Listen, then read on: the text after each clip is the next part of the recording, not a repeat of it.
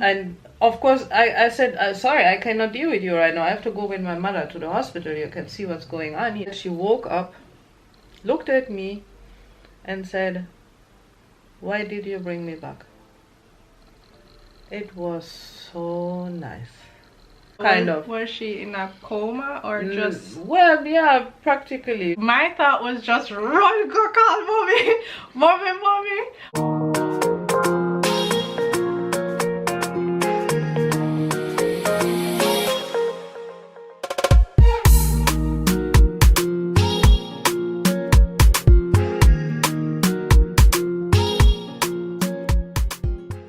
Hey my lovelies, it's your girl Mel. Welcome back to my channel. We are here with mommy, so I already know say it's another story time with mommy. Story time with mommy, story time with mommy. In today's episode, you won't only get to see mommy's lovely face, you will also be seeing my other siblings. So guys, voiceover Mel here. I have actually decided to give you guys a bonus story time this week. So in this video, it will just be mommy talking about her, little story, and then my siblings, so my two brothers and my sister, will be talking about my Yumi's terrible teenage years, or beginning of her teenage years. So that will be a bonus video that you will also get this week. Okay guys, so just look out for it. So look out for that. But let's start off with mommy. Okay, mommy, go ahead. Disclaimer: the stories that I'm going to tell in this series are my experience, my truth, and my point of view over the past 38 years that I have been in Jamaica, and it's in no way intended to slander any person, the culture of Jamaica, or the island as a whole. Hello Mel's lovelies. Right now, last time we were in the year 2000, and now we are at the end of 2000, when it turned out, like I was telling you before, my mommy always used to come to Jamaica like from January to March every year. And at the end of 2000, it turned out that she wouldn't be able to make it. And because of health reasons. She wouldn't be able to make it. To come to Jamaica in January 21 to March. Because of health reasons, and so I got really worried about her, and then decided I would go to Germany instead in January and see that I got her strengthened up, healthy enough to come with me back to Jamaica. Because she was willing to do so, but basically she felt too weak, and her breathing situation had gotten so much worse. And we were, I don't know, seeing that every time she was in Jamaica, her breathing was getting easier and she would feel so much better. We thought it would be a good way for her to just come over and we would take care of her from then. Of course, Melody was very small at the time. She was just 6 years old. And I decided to take her with me. Yasha and Nikki were big boys at the time. I mean, Yasha was 22 and Nikki 20, basically. And Mayumi was right in the midst of her puberty, 14 to 15. And still, we couldn't all go, of course, and somebody had to take care of the business. So we decided the boys would run the business. I mean, throughout the time, they had learned a lot. They had done it with me already the year previous, basically. So it would just be that I wasn't there instead of I was there. So we left and went flying out. It was, of course, beginning of January 2001. We reached Germany, lousy cold, I mean, whoa, gray and cold and nasty. Some friends of my mother's picked us up at the airport.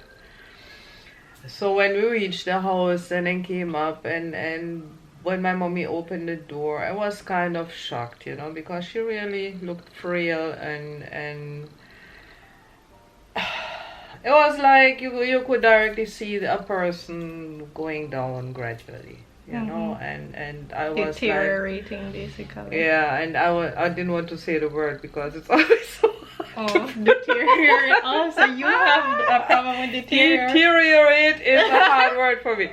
Anyhow, it was really kind of a little bit frightening for me to see her, but I was glad then that I decided to come. Because it was obvious that she needed somebody around her and some help, and so we kind of start to settle in, and Melody was a normal 6-year-old, you know, and it's like she was not very rambunctious or anything. She was just like a little child, and even that was almost too much for my mom. Because for her it was like to having now suddenly 2 people around her where she had been alone for so long. And then one of the 2 people, a child, for her it was kind of overwhelming, and she had this, I know she didn't mean it, but she had this reaction sometimes towards her, like, oh, can't you be calm for a moment or something, you know, and she was really, really, really not doing anything overboarding, you know, and she almost got afraid of her grandmother. Well, I had the feeling, or like afterwards, like even after she passed and stuff, like my memory is somehow or for some reason that I always thought that my grandmother didn't really like me.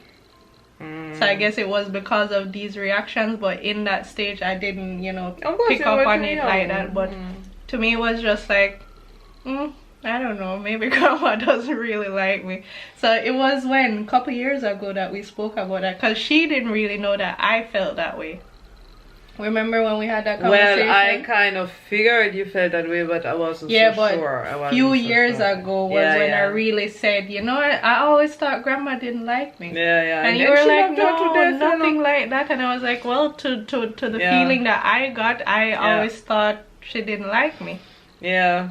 I mean, she was just overwhelmed, I guess. Anyhow, being there, now, first of all, you have to remember, we had this sword hanging over our heads with the marina situation, that apparently they wanted to build a road where we were. Yeah, that was still in the back of my mind at the time, and it was not really a perfect time to leave Jamaica neither, because I mean normally I would have had to probably be around and see what was going on, but nonetheless I had to do what I had to do. And then being there, I'm not a person who sit in a house not doing anything. So I used to teach German to people coming from Russia, from Poland, from China, other countries before I ever touched Jamaica. I never studied it or anything, but at the time there was a huge need for teachers, and I kind of slid into it. And I worked as a German teacher for a few years, and even in the first few years in Jamaica, whenever I touched Germany, I would just call the school and say, hey guys, I'm back, and they would say, yeah man, come in, because they were always in need of teachers. Now the school I initially worked in was not existent in 2001 anymore, but the manager of the school worked in another school right now in Detmold, which is 30 kilometers from Bielefeld. And I called him, and he said, yeah, let me see if me find something. And about 2 days later, he called me back and said, well, I have one private student for you. You would come here 5 days a week in the morning until 1 o'clock, and then only one single, that was an unusual situation for me, only having one, and that would be like for, I think, 6 weeks. This guy came from England and wanted to learn proper German. And of course I took the job, even more so as this manager would would be able to pick me up in the morning where I was, not far from where I lived, bring me to the school, and in the afternoon I could take a train and come home. And of course earn some money. Haha. You know, so question, when we went to Germany in 2001, how long were you planning on staying? About 3 months. 3 months? Yeah, because Okay. I knew that I would have to have some time to get my mommy coming up. I mean, that couldn't be done in 2 weeks or 3 weeks. So we were planning for that amount of time already. And that is why too, when we reached, the first thing I did is we have a school, a prep school right beside our house. Primary school right beside our house. And I say right beside, I mean, you just walk. If you've seen the German vlog. The German vlogs where we did a tour in the old part of Bielefeld, then you see the school that we're talking about. She showed you her school already. Anyhow, I went there. That was one of the first things I did when I reached, and I introduced Melody and said I would like to put her. I know we are not staying long, but I would like to put her in the school so she doesn't interrupt her schooling. But in Germany, the law is that anybody born after September will only go to school the following year. Now, in her case, it would have been that her schooling would only regularly have started in September 2001. But we have January 2001, you know. Anyhow, I told him, look, this girl is so used to going to school, and it's just like what she did for the past few years, because remember in Jamaica, school start early. Like from they are 3 years old, they go to school, and with uniform and everything, and so she was really, really used to it. And finally, I don't know, these people were extremely nice, and although it was a very unusual situation for them, they would say, okay, make her come. Poor me couldn't speak no German. I didn't know any form of German. I think I only knew like hello, which is hello, but otherwise from that, German, me no know nothing about German. Well, that was the reason to why I wanted her to go to school, because seeing that she would be in contact with children there and stuff, and I know children learn extremely fast. And actually, the class she came into, the teacher and all her classmates, they were so sweet. Because actually, they wanted to start to learn English in order to be able to speak to her. So it was like, basically, I think it was almost a win-win situation for the entire class, because her classmates were keen on talking to her, knowing her, getting to know her, and try to find ways to communicate. Plus, she had this, being in this atmosphere, had this urge to learn German fast. So, I mean, for both sides, and like I said, the teacher, she was extremely sweet, because she was so helpful and very patient and tried to integrate her as best as possible. Yeah, like I remember like when we, because in the class they would give like, you know, certain exercises to do and stuff, and then the teacher would sit beside me and try to explain it to me in English so I could take part. So it was like, for example, like little or was that maybe afterwards? I don't know. But like little coloring stuff or stuff like that, where the instructions are written in German, so I wouldn't understand it, so she would just come and sit beside me and explain it to me in English, and then I could participate in all the activities that the other students were doing. So that was really good. Yeah, it was, and I really appreciate it. And plus, she had some contact to other children and stuff, because being in winter in Germany, there's nowhere where you could really meet children. You know, because normally when you have outdoor activities like on a playground or in a park or so, you might meet children, but in the winter nobody's outside to talk. You know, it's cold. You know, so plus there was another situation as well. Just that year, when we came about a week before or two, there had been this little girl that had been abducted. She was only 2 years older than Melody, 2 years older. And I was like, I don't know why I became panicky. a bit. I said, oh, how does this happen? And this child, and by the way, they found her after a while. That was way into our stay into Germany, and they found her but dead. She was killed. They found her killer as well eventually, but it took a good while. So in my eyes, I suddenly was a little bit panicky. It was like, oh, my child, and I can't let her out. Once I never used to be so. Home. Yeah.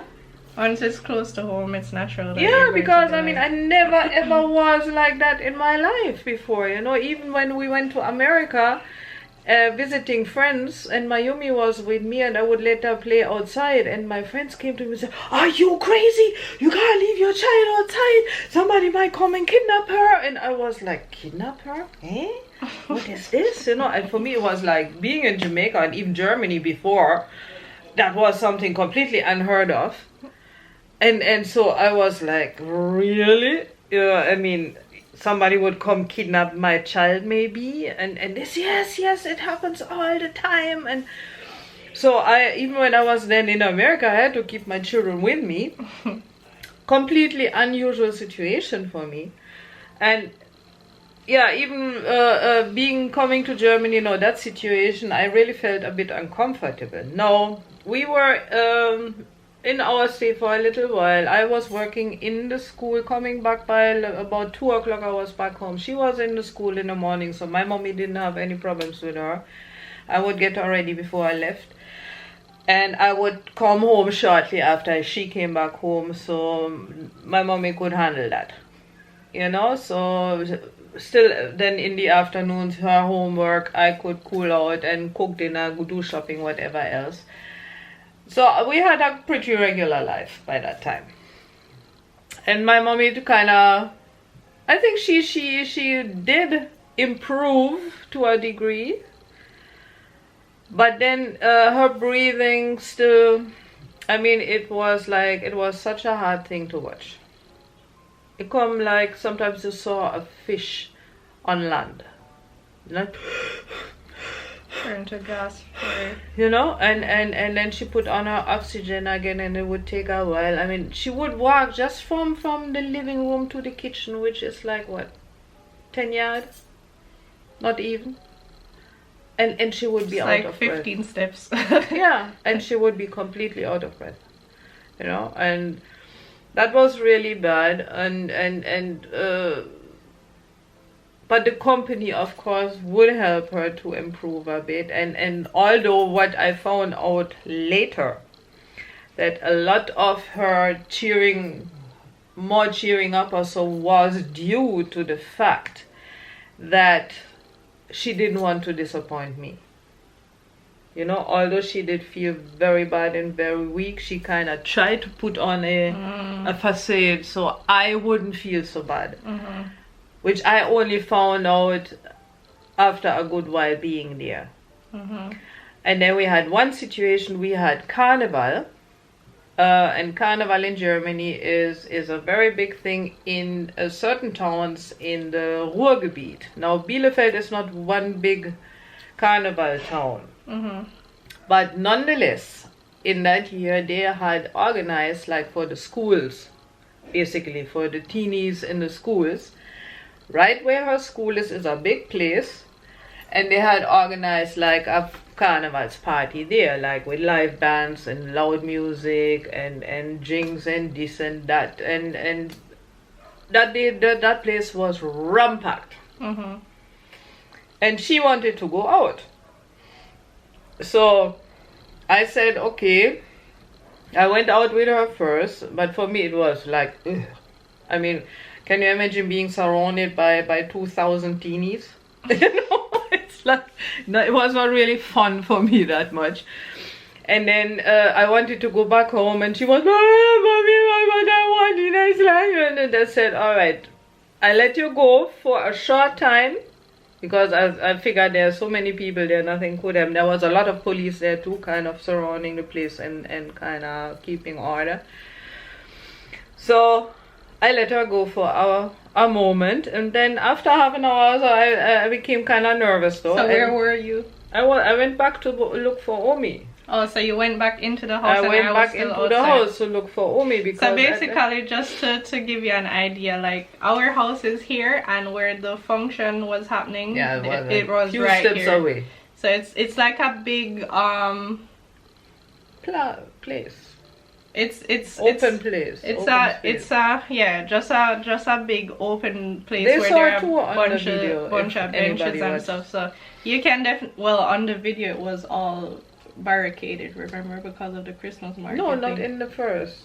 When we it was. Oh no. Yeah. So you know, it's just like a park, but a concrete park, not with grass or anything. A few trees in there though, but yeah. But you know, it's just like yeah, concrete park. and her school, the children would always have their break there and would play on that grounds. So anyhow, it was not far at all. And all I said, I'm going up and I'm going to look for my mommy now because I was concerned about her, and come back down and then meet her again. And when I went back down, I couldn't find her. And now imagine you have, I mean literally about 2,000 teenies, right? And I walked through, you could barely walk through. You know, it was like ram-packed, seriously. And now you look for a small child, everybody else is big, you know. And I looked around for a while, and I said, why on earth did that girl go? I think I told her where to stay, and she didn't. Anyhow, couldn't find her. So, being panicky through that situation with that abducted girl, I went to the police straight. They were standing there and said, oh, I lost my little daughter. I explained how she looked, and I mean, in Germany it's not so hard to find a brown child normally. So explained to them everything, and they were very nice and started to call all the other police around and say, if you see so and so and so, bring her here. And then after a while, I couldn't stand there, you know, so I just said, I'm going to look for her again. And then I found my way inside and close to the stage when I saw some of Yasha's friends standing there. So I approached them, and who I saw with them, she, I mean, they saw her and they knew her, of course, and they said, oh, Melody and Hina. And so she was just standing with them and having fun. Whereas I almost got a heart attack and thought I lost my child. So I was, of course, very, very happy to have found her back. Make sure that I went straight back to the police car and said, I found her, thank you very much. And but that was really kind of situation for me. You still had fun. You don't even know that I was so worried about you. No, stop me, no clue. Yeah, so that was one of the situations over there. And then as I was saying, we were just living our normal little life. And one more story as well. We every spring we have this town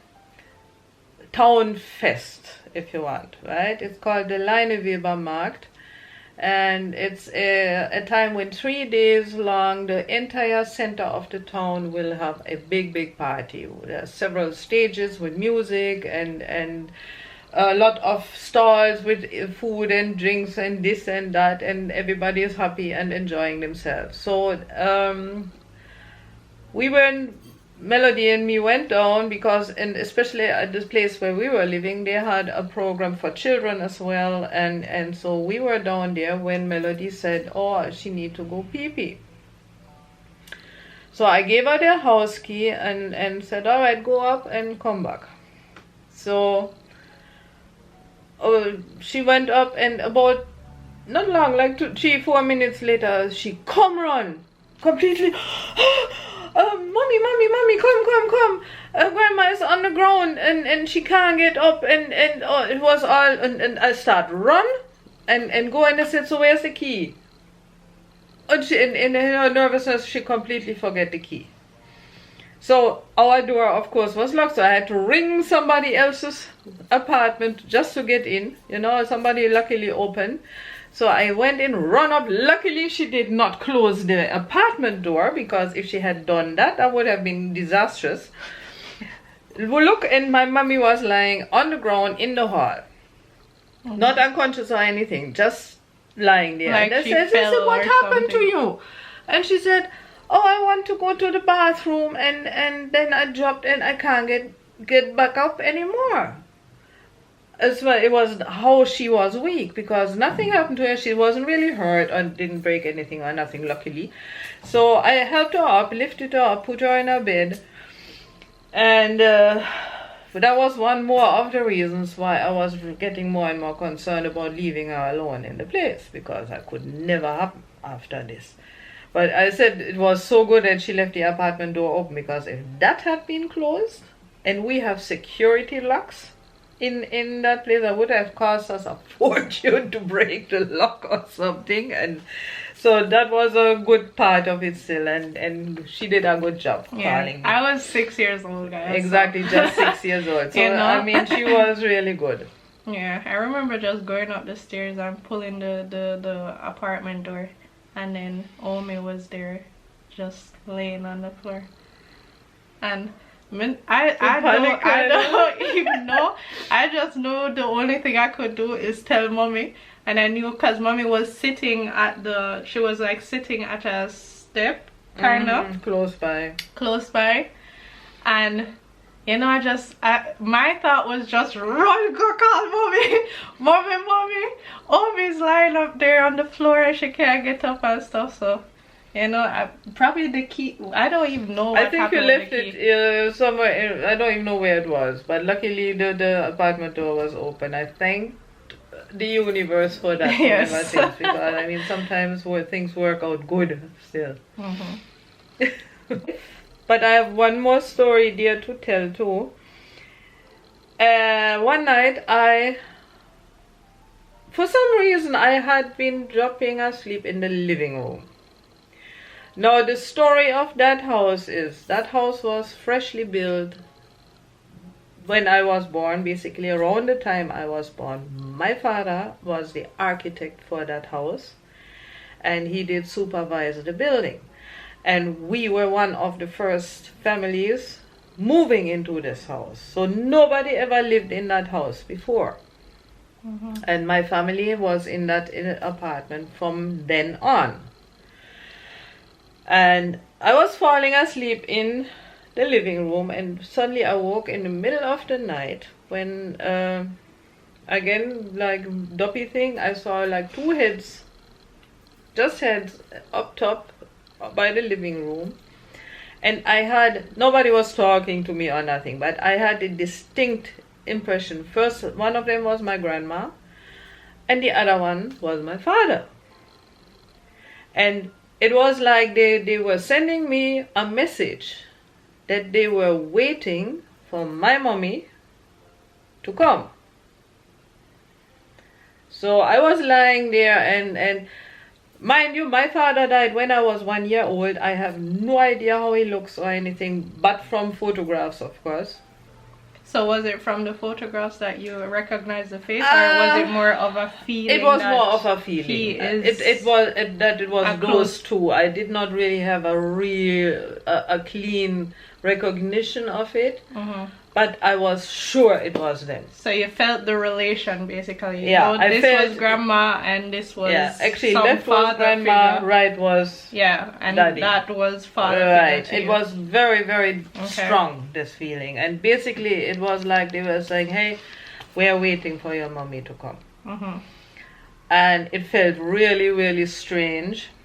And actually, at that point in time, my mother had a very hard time too, because from I came knowing that I had to leave back out, and if I couldn't take her with me, there must have been some other solution for her to be taken care of.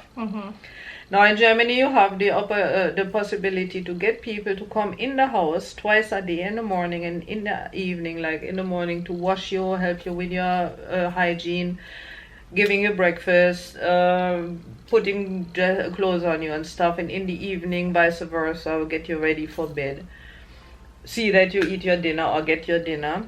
You can get food delivered at your house at even 3 times a day, or you get one package for the entire day or something. And it's not like my mother was incapable of doing anything. She could still, cook something or warm up something. She could basically bathe herself too and stuff. But she was getting weaker, and I knew after those 3 months I had to leave back out because I had my life over here. You know, and I couldn't just stop that just for mommy's sake.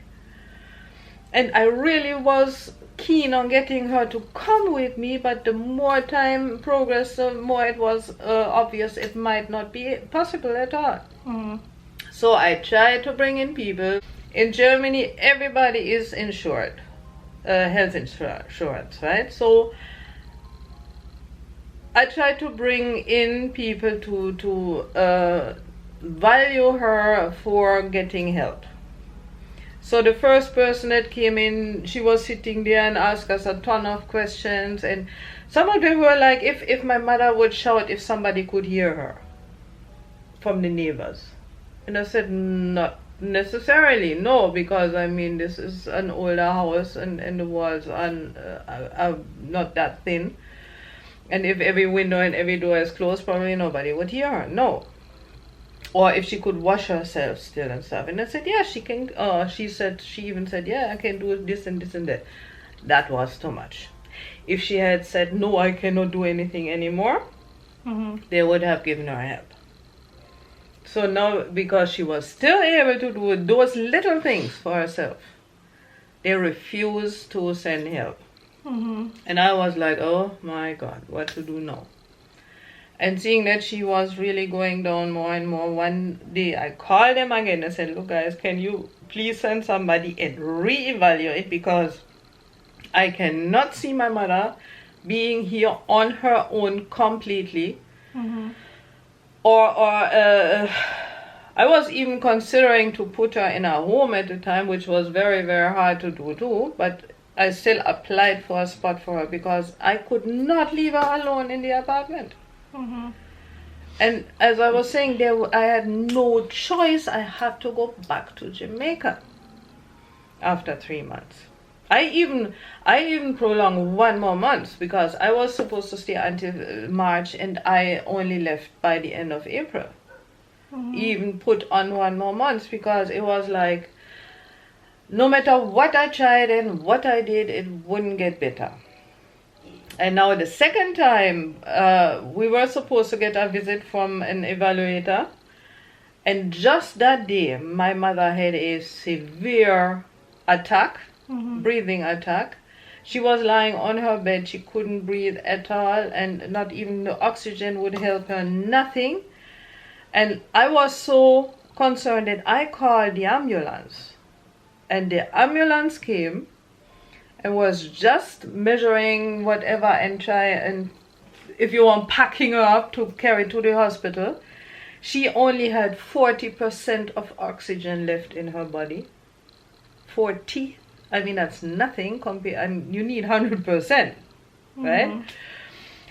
Exactly at that time, the new evaluator came. He saw the situation, and of course, I said, sorry, I cannot deal with you right now. I have to go with my mother to the hospital. You can see what's going on here. And so he said, yeah, don't worry yourself. And he said, I see the situation, and I can tell you from now you will get help. I said, hallelujah. So we went to the hospital. My mother had been unconscious by that time. Reached the hospital after a while. She woke up, looked at me, and said, why did you bring me back? It was so nice. It was so wonderful.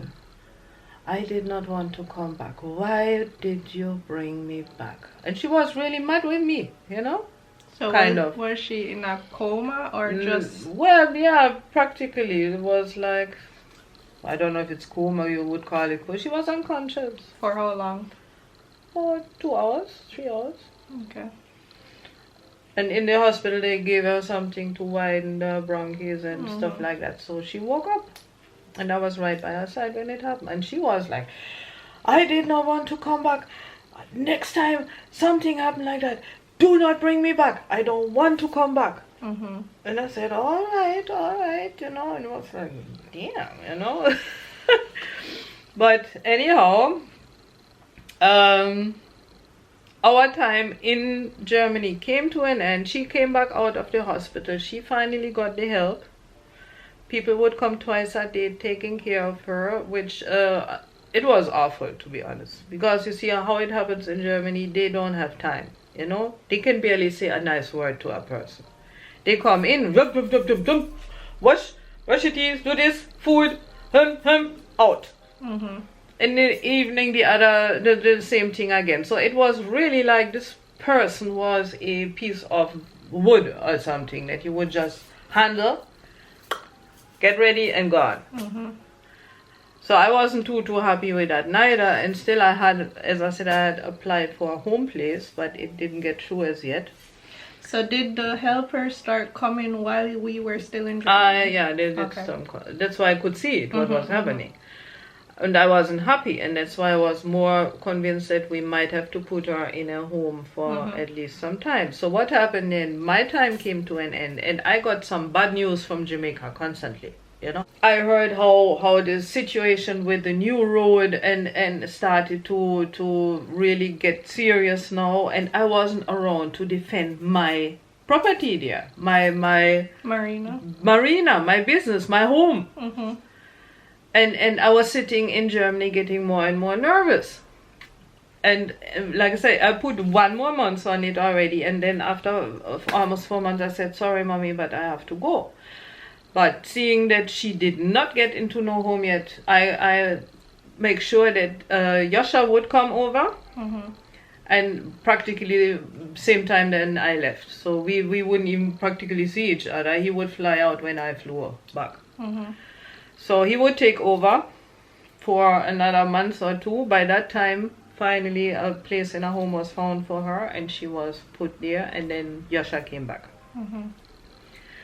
And when I reached back in Jamaica, that's another story.